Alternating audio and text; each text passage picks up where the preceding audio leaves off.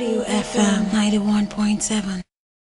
And their families. I hope that your day is starting up well. Thank God it's Friday. If you're not excited, I'm excited for you because it's Friday, okay? All right, so it's about 6 minutes past 12. And of course, I hope that you're beginning to get the vibe of the weekend. My name is Rose Yusuf Kaiser, and you're welcome to the program, The Big Question. The Big Question is a program where we get to discuss and profess solutions to issues affecting us as a nation and as citizens. The Big Question comes to you Mondays, Wednesdays, and Fridays at 12:05 p.m. So do well to join the conversation by contributing or reacting to the big question by calling us on 07000 917 917. Now you can send a text or a WhatsApp message to 070 317 56537. Now let's not forget that you can also make your contributions through our social media platforms, Twitter, Instagram, Facebook, and YouTube at wfm917.com. All right, or log on to our website at www.wfm917.com. All right, so today on the program we'll be looking at JAPA syndrome. Yeah, you heard me, JAPA syndrome. Impact of illegal migration on Nigerians. All right, that is our topic for today on the program this afternoon. All right, JAPA syndrome, impacts of illegal travels on Nigerians. And of course, we know most of the times we get to use a JAPA syndrome. No, I don't go, I don't JAPA. Now, this is a Yoruba locution meaning to run, flee, or escape. And this has become a buzzword for the aspiration that young Nigerians have to leave the country. JAPA, which is a metaphor for an escape from a life lived in an uncivilized state, has become like an emerging pandemic. Well, unfortunately, the Nigerian JAPA situation is expanding. For clearer insights, now mass migration entails large movements of people from one country to another, which could be voluntary or otherwise. Now, although migration is a global phenomenon, the rate at which Nigerians are leaving the shores of this country is worrisome. All right, because when you look at the desire of Nigerian youth for prosperity, we look at the high cost of living and the low standard of living, weak economy, societal distress, underemployment, poverty, hunger, mounting insecurity, socioeconomic challenges, filled by unfulfilled government promises and bad leadership. With all of these things, we will continue to see the JAPA syndrome. All right, we'll continue to hear about it. But, in all of this and with what people are facing when they get to go there. Now, some people try by all means to go there by hook, or crook, any means that will get them there. They just want to get there, maybe to better their lives or, for work purposes, for different purposes. All right, but is that really the way to go? How far can they go? Now, when they get there, what happens to them? All right, because there's been reports that a lot of our people get there and they're stranded. They begin to sleep on the street. They become destitute. They start living from hand to mouth after gathering a lot of money to get themselves to the other side. Today we'll be looking at this JAPA syndrome, the impact of illegal a movement from Nigeria on Nigerians. And to do this with me today is a travel blogger and IT expert. All right, he is Ifeatu Oshogbo. Thank you very much, Ifeatu, for joining us. Good afternoon to you. Hi, thank you for having me. So good to be here. Thank you. I hope that your day is going on well. So far, so good. I thank God. Can't complain.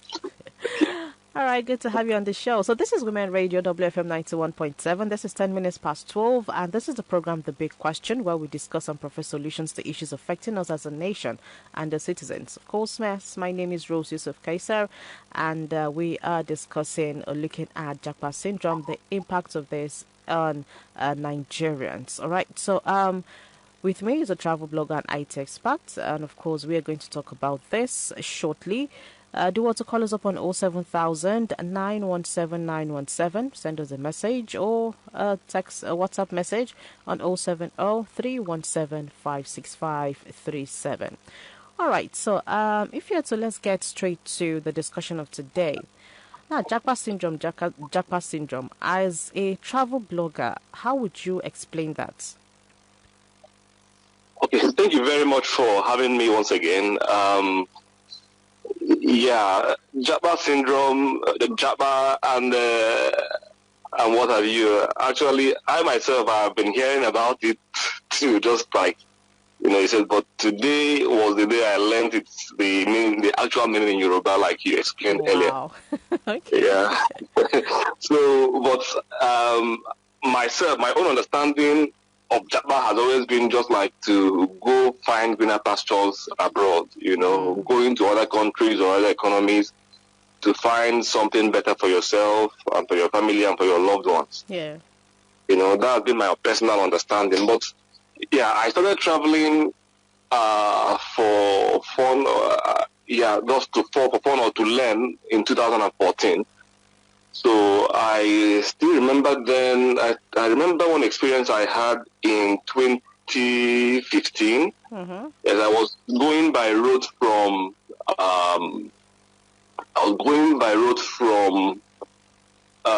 Lome in Togo to Bamako in Mali. Yes. So on that trip, there were 3 girls from different parts of Nigeria, including my tribe, I'm Igbo. So, and then 2 other tribes. Yeah. So, and then these girls were like, we are traveling to Mali to go and work. And then, what type of work are you girls trying to go and do? And they were like, we are not sure, but the guy he's taking us there. He said he has promised us work and so on and so forth. So when I arrived Bamako, it was at a church I went to that the pastor was now saying that some of the people go to Nigeria to recruit people to bring there for, to sell themselves to be able to make money, and those guys will keep these ladies and use them to make money and so on and so forth. So that was the first time I started having this type of negative attitude towards traveling abroad to do something when you are not too sure of what you are going for. Okay. That was as far back as 2015. Okay. Yeah. So now coming down to more recent times, when you talk about JAPA or people trying to go to find greener pastures and so on and so forth, honestly, it's a very good thing, but for me, one question I always ask myself is it legal? And then what value will I be bringing wherever I go to? So these 2 things have always been the question I ask myself whenever I see there's an opportunity for me to travel or to go do something elsewhere. So talking from my personal experience, JAPA is a good thing, but the most important question that will be at the back of the mind of whoever that wants to get involved in it is, what will I be going there to do? Is my skill set, the skill set I have currently, will it be able to get me gainfully employed to do something that I will use to earn a good living?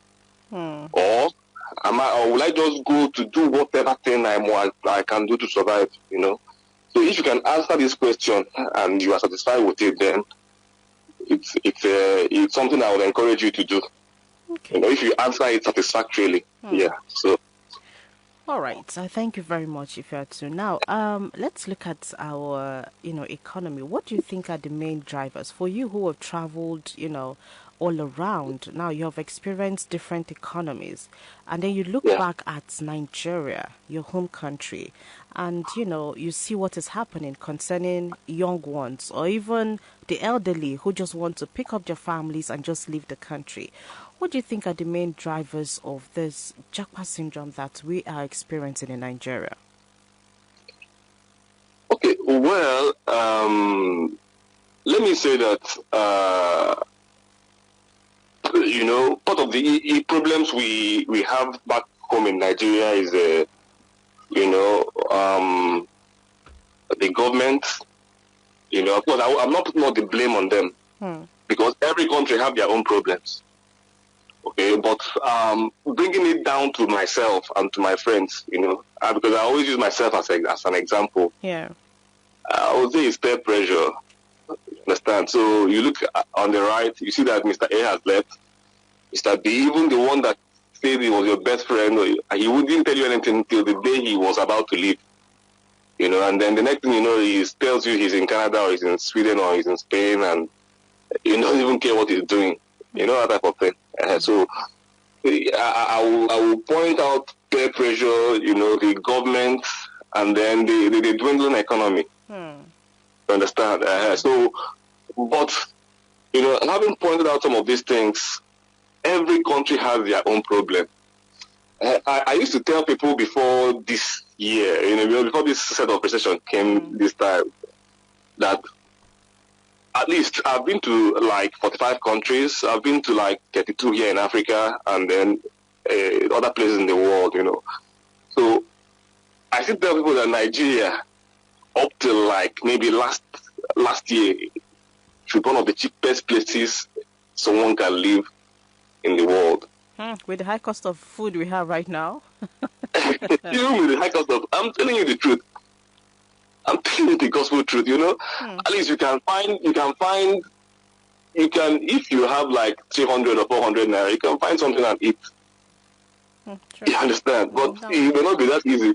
It may not be that easy elsewhere, So, but having said that, actually, I believe one of the greatest challenge we have is all the type of pressure from, we see people traveling, we see others going out, and then we feel that if we don't go, then we are missing something. Actually, it got on me, and I traveled, even though I'm back now to Nigeria, but it's one of those things anyway. Yeah. One of those things. So let's hopefully the government, if assuming the economy is good, and then we have people here earning as well as or something close to what we earn outside the country, I'm not sure anybody will want to leave. Yeah. Okay. So that's my own submission on that. Thank you. All right. Thank you too, Fiatu, for that submission. All right. This is Women Radio WFM 91.7. This is 19 minutes past 12. Do want to call in. Let's have your thoughts on the JAPA syndrome and how this is impacting, Nigeria. Migration out of Nigeria, on Nigerians especially. All right, so I do want to call us upon 07000 917 917 or send a text or WhatsApp message to 070 317 56537. All right, if you had to now, what are some of the stark realities, that is out there that some Nigerians only get to know when they go there? Because we've seen reports now, just I think day before yesterday or so, there's been this trending report that a lot of Nigerians, go there through some agents who promise them jobs, who promise them one thing or the other, and then when they get there, they're stranded because these jobs that have been promised are not actually there. All right, so when they get there and all of these things that have been promised to them or of which they've actually paid for, they don't get it. Now they turn destitute, they turn people who sleep on the streets, they turn, to how they were not even living here. They turn worse than what they were here, in another man's country. So what's your overall thoughts on this trend that is actually happening? Okay, thank you for the question. Honestly, I personally I've witnessed some of these things firsthand. So, now let me also point out that I've seen some Nigerians doing very, very, very well abroad. Yeah. I've seen some very, very, some very skilled Nigerians who are doing very, very, very well abroad. But I've also seen some not. My first time in the US was in 2015. Yeah. Now then, what really actually what discouraged me from even wanting to go back there again at that time was because of the state of some of my Nigerian friends or some people that are close to me that I saw there. And I was like, is it the same thing I'll come to go through? But thank God that before I left, I stayed for like maybe like 7 days, but 2 days before I left, I saw the one that we are doing very, very well. But the ones I stayed with for the first 5 days, we are like, just better take it easy and come here when you can legally come here to live or to work. Okay, so that's one. So this other idea of people coming abroad and getting distressed or being promised heaven and earth, and then you come there and you don't meet it. I've seen it in Cote d'Ivoire. I've seen it in Botswana. I've seen it even in Canada. Wow. Yes. I got back from Canada on Sunday. Okay. And like some of the cost of living, the cost of renting in Canada is something, it's out of the roofs. Before, when I first got there, what I was paying, a little space where I was paying was more than $400. And I was actually getting it from a job I was doing here in Nigeria. But that one is, I don't want to go into the details of it. But the thing there is that most people don't have a place to stay, and then the Canadian government have what they call homeless shelters. So if you go to the one in Toronto, it is full. Nigerians are there. And the bad thing is that there's no even space. People are sitting outside.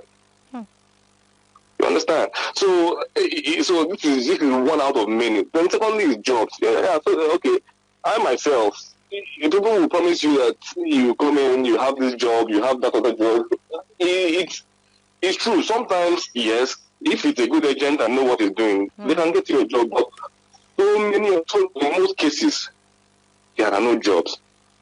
But when I was getting ready to leave February earlier this year, people were telling me, if you come to Canada, you get this job, you transform your visa to this. Please be warned. Some of those things, it will sound very, very good initially, but when you get there, I'm not trying to discourage anyone. If you have people that are really, if you have families, maybe a loved one or something that is ready to house you and ready to help you till you get a job, then that's fine. But if you don't, if you are just like, someone that maybe a friend or maybe a friend's friend is going to house you, please run. Okay, and then the other one again is, there are some of the times when maybe people won't just give you the exact details of what you are going to do. Yeah. Just like the example of what I gave with my friends, with some people I met in the bus they were going to Mali that year in 2015. So you may get there and then you'll be faced with the hard reality that what you are asked to do is not what you had in mind or what you even dreamt of ever doing it with your life, you understand? So these are the reasons why we have to ask. We don't outsource the whole thing to the agent. No, even if it's good to go. So be part of making the research and finding out. And thank God for Facebook forums. Thank God we have forums where you can ask people. You can WhatsApp groups of people living in some of these places where you can join before you travel, and then you can ask questions. Okay. Yeah, so that is just my submission on that. All right, thank you so much, Ifeatu, for that. Now, this is Ifeatu Oshogbo, a travel blogger and an IT expert. All right, and we are talking on JAPA syndrome, the impacts of illegal travels on Nigerians. All right, this is Women Radio WFM 91.7, and this is 25 minutes past 12. This is the program The Big Question, where we discuss and profess solutions to issues affecting us as a nation. My name is Rose Yusuf Kaiser. All right, if you're to now, what do you think of those who get to sell their properties, get loans, and just to get out there? And at the end of the day, they get to regret some of the decisions they make. Now, like you said, if maybe they get a very good agent or, they liaise with a good agency, they're able to make it. But for some who are not that lucky, and unfortunately, we have the majority who end up not being, lucky to have good agents. Now, share with us some of the lies that you think some agencies get to sell to desperate Nigerians who are willing to do anything at all just to get themselves to the other side? Okay, thank you. There are some people your Facebook career pages. You see some of them that will be dancing and then they will telling you, come to Canada, you don't have to do this, you don't have to do that. They will just be dancing and giving you one of those ads. Yeah, you can contact them, they can speak with you. I mean, if you just pay them for their consultancy, that is fine. But giving them your money to handle things for you, especially when you don't know them personally or you don't have any relationship with them, that's a red flag. You get there, and in fact, sometimes when you call them, they won't even answer you by the time you arrive. But that one is just by the way. I just thought I should just say this. Yeah. So now, regarding the question about you asked about the impact that all this JAPA has on Nigerians, right? I mean, if I got the question correctly. Just go ahead. So now, if you go to sell everything to get, I mean, for me, my personal advice is before you leave the shores of Nigeria to anywhere, at least make sure you have a job or you have an employer that has said, okay, if you come over here, I am going to employ you. They must have made an offer to you. Okay. Before you start making all the moves to now sell anything or to mortgage or to let go of whatever you have here before you move. But if you don't have that, please don't sell anything. Don't insult your boss and leave. Don't. I tell people I'm very, very fortunate. Maybe because God is so kind to me. When I wanted to leave, I didn't even talk to him. I just sent my boss a message that I mean, maybe he got the feeling that this one you want to see me what. He said if I want to work remotely, that he will approve it. Wow. So that is how I'm still working for the company up till today. Even though I was in Canada for like 6-7 months. Yeah. So, but yeah, before you let go of your house, of your houses, of your properties, or of your lands, or things you have worked hard for here, make sure you have something there waiting for you. And then if somebody is even telling you that, oh no, there's a job. Once you come now, that there's a filling station, or people will tell you so many things. Sorry, I'm close to the airport where I am now. So people will give you hopes. If you don't have anything to show, if you don't have any document, that sometimes you may even get a fake one here, but just have a document, have an employer that is giving you an offer. But for you to go and just sell everything because you want to move, please do not. Because so many people end up selling everything, getting there. Some are fortunate actually, some are very fortunate, but if from the ones I've seen and the ones I've known, they are mostly unfortunate. And when they get there, of course, at some point, some of them I know will eventually make it. They will eventually rise up. They will eventually become better. Yeah. They eventually make it eventually, but that suffering is not worth it. Honestly. Okay. Yeah. So my own stance on it is please do not sell anything except you have something you are very, very able to do. Thank you. All right. Thank you so much, Ifeatu, for that. Now, as we wrap up the program, what do you think is a solution to this JAPA syndrome? What do you think the government can do to actually, bring down this JAPA syndrome? Because whether we like it or not, it has its own impact on the Nigerian economy.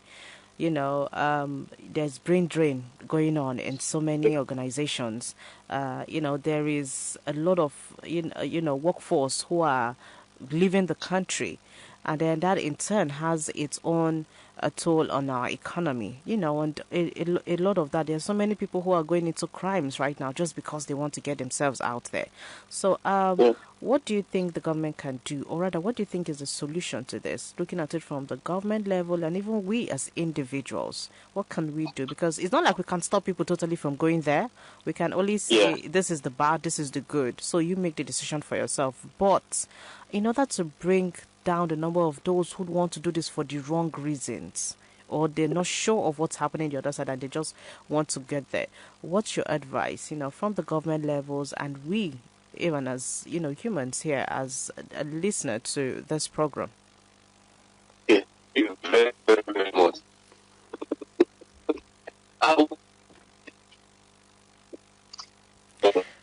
All right. Ifeatu, I think we need to reconnect with you. Okay. Can you hear me?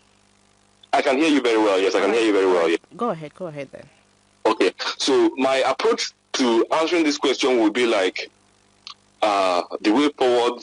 I mean, everybody, I believe the government has a lot to do. They have a lot in their hands to do to make sure that the country is prosperous, that we are more secure and safe, and so on and so forth. And I want to believe they are doing their best. But my advice would be to everybody, every Nigerian or everyone that intends to leave wherever he is to another place. Now, one thing I know for sure is that Chinese are coming to Nigeria, Lebanese are coming to Nigeria while we are living. You understand? So migration is something that is bound to happen. It can be going on in different ways, but my own is wherever you are, if you are in Nigeria, if you are in Canada, if you found yourself, one question you will be asking yourself every day is, how can I be a person of value? How can I bring value? How can I change things? How can I make use of what I already have to make an impact or to make a difference? Okay, so once you ask yourself that question and you say, okay, I have to learn this, I have to do this, and you start doing it, and you are committed to doing it, opportunities will come for you. Okay, that's one. Number two is, you see this type of, because Mr. A has moved, Mr. B has moved, and Mr. C has moved, and Mr. C is building a house after traveling 3 months ago. Mr. D is doing this after. Please, forget it. Some people building those, if you learn what some of them are doing abroad, if you see the type of frauds they are committing abroad, I met so many of them in Canada. They are into fraud. So don't just try to equate yourself that this person, if I go there and work for 2 hours and earn the $50 per hour, everything will be fine. It doesn't work that way. So the second thing I would advise you is, don't be moved by that pressure from people you see around you. They won't tell you. Some of them may not tell you the truth. Okay? So, and then the other one, again, is our government. What can our government do? Anyway, they are trying their best, They earn part salaries, and then people are not earning as good enough. So, and even if you, with the devaluation of the naira that's happening presently, even if you earn $1 million, by the time you look at it from the international standpoint, you're not even earning up to like $1,100 or $1,200. Understand? So it's you still have that feeling that I can make something better elsewhere. But I believe the government can still provide more jobs for people. Let people have something to do, and let there be rewards for hard work. If people work hard, if people are really working hard, let them be rewarded. Students that are doing very well, let them be rewarded with opportunities to stay back and to do things. You understand? Of course, those that will live with that, we will live. Some will still come. But I believe that if all these things are in place, I mean, we should have a better society. The government should create policies that even all these Chinese that are coming to Nigeria from other places to do stuff here in Nigeria, they must have a particular percentage that are local people. Nigerians, who are there to work with them, to learn what they are doing and to even find other places where they can do some things in Nigeria. So I believe things will be nice. I have my own personal story, which maybe I will not share now. I'm not sure if there's time for that, but the truth remains that if we develop ourselves, we will have everything. If you develop yourself personally, you will have access to anything you want in this life. So that's just what I have to say. Thank you. Thank you so much, Ifeatu, for being a part of our program today. We really do appreciate your input on, our topic of discourse. Thank you so much. Thank you, and thanks for having me. Bye. All right, bye. Have a great day ahead. Okay, dear, bye. All right, so you have heard it from someone who travels a lot and has experienced different economies, both in Africa and beyond. So it's left for us right now to actually sit down and think about it. And this is a call on government at all levels to urgently swing into action to ensure a thriving and safe environment for its populace. A very big thank you to our guest for today, Ifeatu Oshegbo, a travel blogger and an IT expert, for being a part of the program The Big Question. The Big Question will come to you again on Monday at 12:05 p.m. A very big thank you to the producer of the program, Chinyere Timothy Crown, and the executive producer, Tom Okiwale Shonaya. My name is Rose Yusuf Kaiser. Do stay tuned to Women Radio, WFM 91.7. Good afternoon. WFM 91.7.